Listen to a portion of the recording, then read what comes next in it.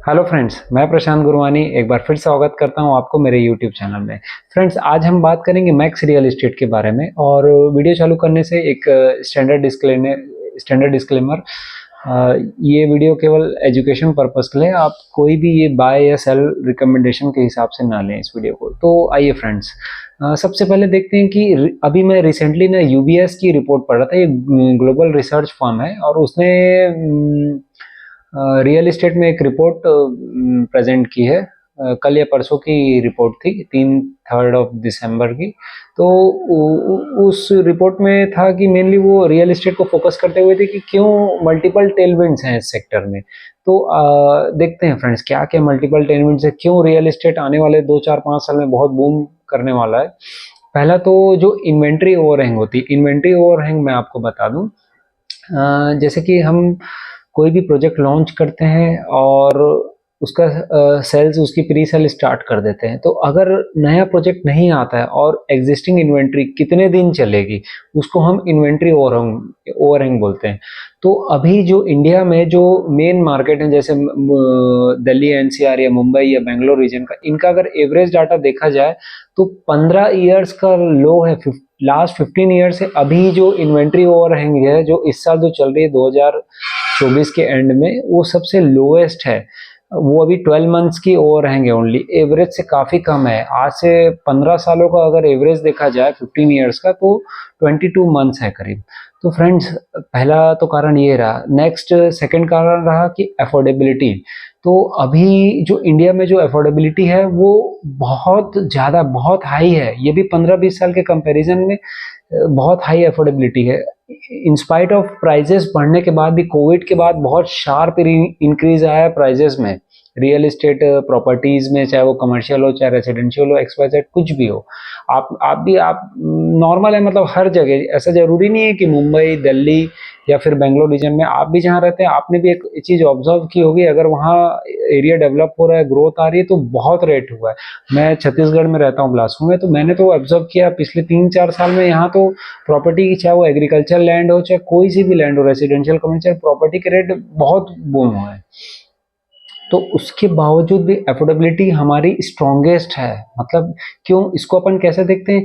EMI upon monthly house hold income, वो maximum है। अगर आज से 10 साल 15 साल पहले देखा जाए, तो अगर कोई ईएमआई पटाता था मंथली हाउस होल्ड इनकम के हिसाब से, अगर उसको डिवाइड किया जाए, तो वो 80 70 80 90% चले जाती थी। अभी 50% से भी कम है एवरेज देखा जाए तो क्यों? ये हमको दर्शाता है कि हमारी जो इनकम, पर कैपिटा इनकम है इंडिया की, बहुत तेजी से ग्रो हो रही है। और एचएनआईज, यूएचएनआईज बहुत बढ़ रहे हैं। हमारी जो कंट्री है वो डेवलपिंग स्टेज में है और डेवलप्ड कंट्री की ओर बढ़ रही है। तो per capita income low to middle income, high to mid high income की तरफ बढ़ रही है। तो फ्रेंड्स, ये था सेकंड पॉइंट। नेक्स्ट है सपोर्टिव रेगुलेशंस।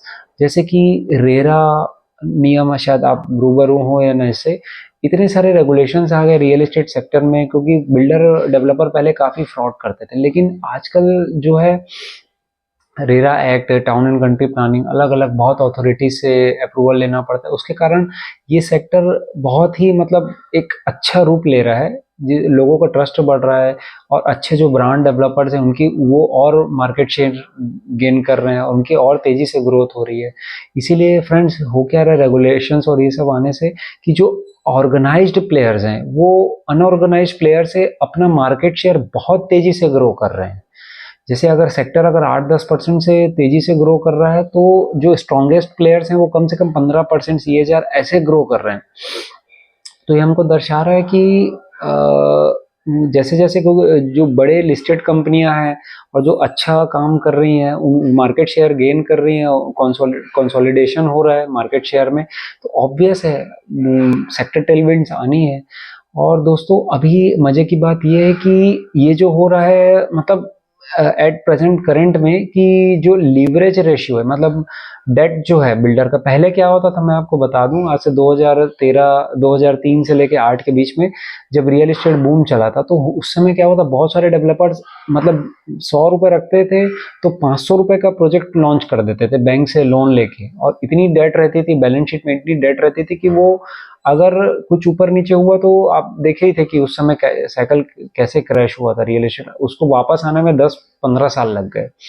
और उस समय जब इन्वेस्टर्स ज़्यादा थे, और अभी मैंने जैसे कितने जितने भी कॉल पढ़े, मैंने प्रेस्टीज की कॉल पढ़ी, और मैक्स रियल एस्टेट की कॉल पढ़ी, लोधा ग्रुप की, गोदरेज प्रॉपर्टीज की, सब शायद मैंने कुछ ट्विटर में डाले भी थे कुछ कॉल के स्नैपशॉट, तो उसमें सब लोग यही बात कर रहे हैं कि एंड यूजर्स बहुत तेजी से बढ़ गए हैं। उस समय जो हमारे इन्वेस्टर्स थे, तो ये बहुत डिमांड दर्शा रहा है, ये एक ह्यूज डिमांड है अभी इंडिया में, रेसिडेंशियल चाहे कमर्शियल, क्योंकि जैसे जैसे अफोर्डेबिलिटी बढ़ रही है, लोगों की इनकम बढ़ रही है, तो ऑब्वियस है घर खरीदना एक तो पहली प्रायोरिटी रहती है।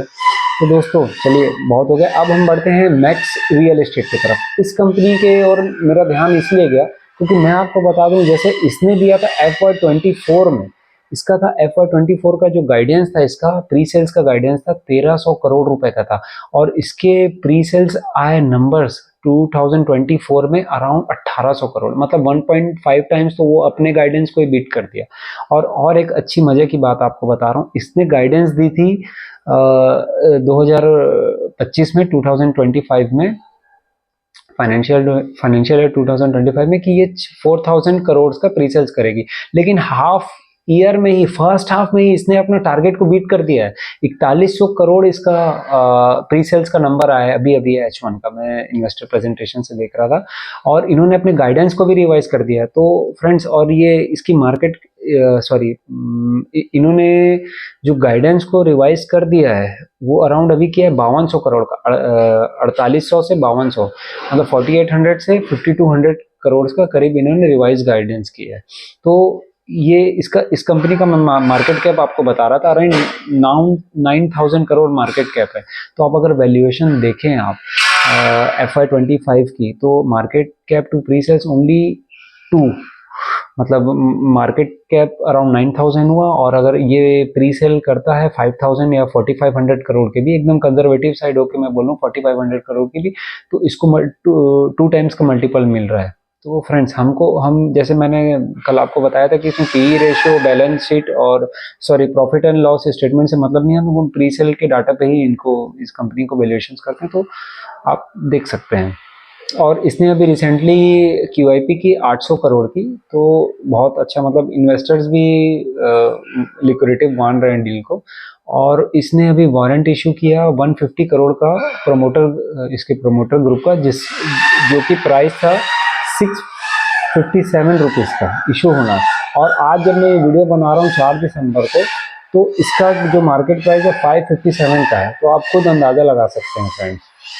और ये कोई बाय सेल रिकमेंडेशन नहीं है, आप अपना डिटेल स्टडी करेंगे, एनालिसिस, तभी आपको कन्विक्शन आएगा कि आपको कैसे सेक्टर चॉइस करें, कैसे कंपनी आप चॉइस करें। और दूसरा हम देखते हैं दोस्तों रियल एस्टेट सेक्टर में कि हमको बिजनेस डेवलपमेंट देखना है कि आने वाले समय में कंपनी के पास कितनी लैंड बैंक है, या कितने जेवीज हैं या जेडी हैं, कितना वो ज्वाइंट डेवलपमेंट एग्रीमेंट करके वो प्रोजेक्ट लाने वाली है, उसकी मतलब ultimately short and sweet pipeline क्या है प्रोजेक्ट लॉन्चेस की। तो इसने अभी अभी रिसेंट में जो इसका गाइडेंस था FY25 का, इसने कहा था कि ये 2 मिलियन स्क्वायर फीट की और मतलब अपना बिजनेस प्रोजेक्ट पाइपलाइन बढ़ाएगी, लेकिन इसने फर्स्ट हाफ में ही 4 मिलियन स्क्वायर फीट का प्रोजेक्ट पाइपलाइन तैयार कर लिया, जो कि ये लॉन्च करने जा रही है FY26 में, नेक्स्ट फाइनेंशियल ईयर में। तो फ्रेंड्स, आपको मैं बता दूं कि 9000 करोड़ की जेडीबी है, मतलब ग्रॉस डेवलपमेंट वैल्यू इस प्रोजेक्ट की 4 मिलियन स्क्वायर फीट की, जो मैं आपको बता रहा था 9000 करोड़ के आसपास की। तो आप अगर नेक्स्ट ईयर का प्री सेल्स निकालें, अगर 9000 के आसपास भी आता है, तो आज की डेट में मार्केट कैप अगर 9000 है, तो इसको 1 टाइम्स मल्टीपल मिल रहा है market cap to pre sales. और नेक्स्ट मैं आपको बता दूं, ये कंपनी डेट फ्री हो चुकी है पूरी कंप्लीट, जैसे इसने QIP रेस किया, पूरी इसके बैलेंस शीट में एक्स्ट्रा 600-700 करोड़ का कैश इक्विवेलेंस है।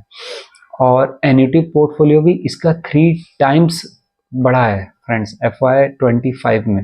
जैसे FY24 में इसका था अराउंड 53 करोड़ का रेंटल इनकम पोर्टफोलियो था। एन्युटी इनकम, जस्ट जैसे मैंने आपको बताया था, रेंटल इनकम को ही हम एन्युटी इनकम बोलते हैं।